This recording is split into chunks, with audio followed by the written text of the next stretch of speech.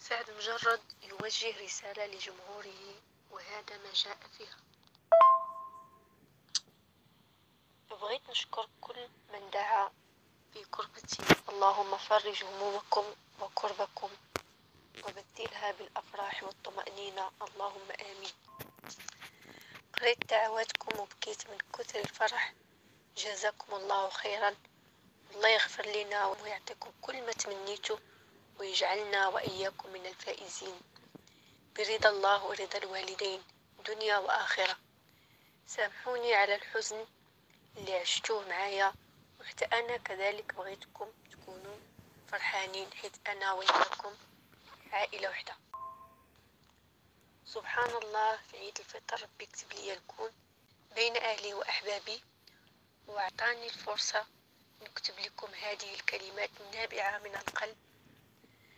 أصدقائي الفنانين والفنانات والإعلاميين والصحفيين، جزاكم الله خيرا على كل كلمة طيبة، لقد أثلجتم قلبي.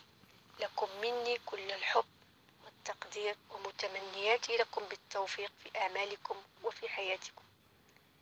مسك الختام، هذه الرسالة لحبايبي الفانز من كل بقاع العالم. أنا كنت في الماضي أحبكم، الآن أنا مغرم بكم، وقصة حبنا لن تنتهي أبدا مهما حصل. حفظكم الله وأهاليكم، ومتعكم بالصحة والعافية، وتقبل منا ومنكم صالح الأعمال، ودفع بها عنكم كل بلاء. ملاحظة أخيرة كي يكون الأمر واضحا للكل: أنا الآن حر بالسراح المؤقت.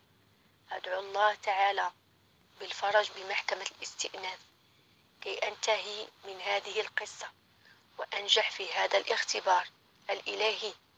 اللهم قوي إيماننا وصبرنا مهما كانت الظروف.